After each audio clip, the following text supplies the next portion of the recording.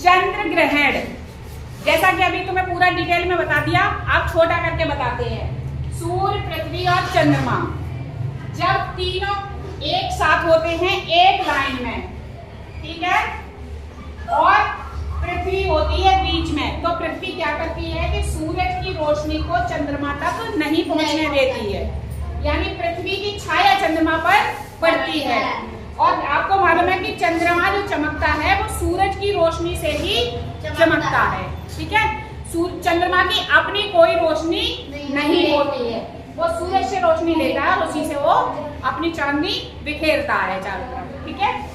ये एक अवस्था हो गई। अब जो चंद्रमा पर पृथ्वी की छाया पड़ी है, छाया पड़ने की दो अवस्थाएं होती हैं।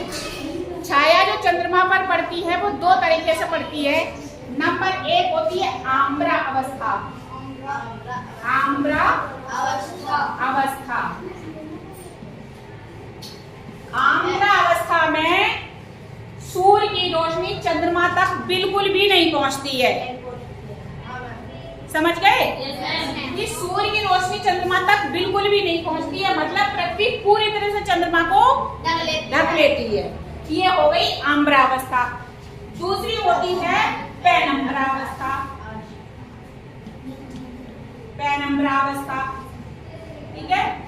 पेनम्र अवस्था में क्या होता है कि ना तो पूरी तरह से चंद्रमा पर सूरज की रोशनी पूरी पहुंचती है और ना ही पूरी तरह से खत्म होती, मतलब कुछ हिस्से पर पूरी पहुंचती है और कुछ हिस्से पर बिल्कुल नहीं पहुंचती है।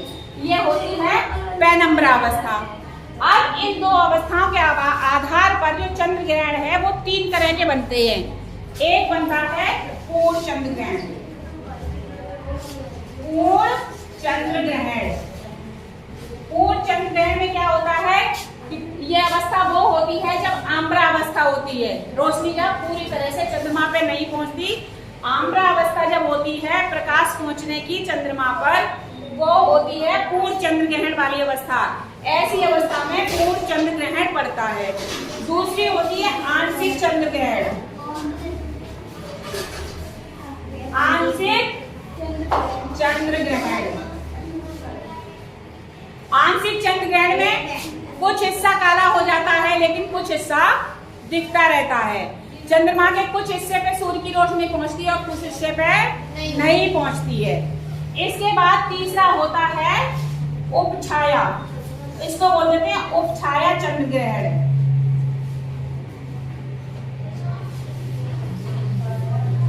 उपछाया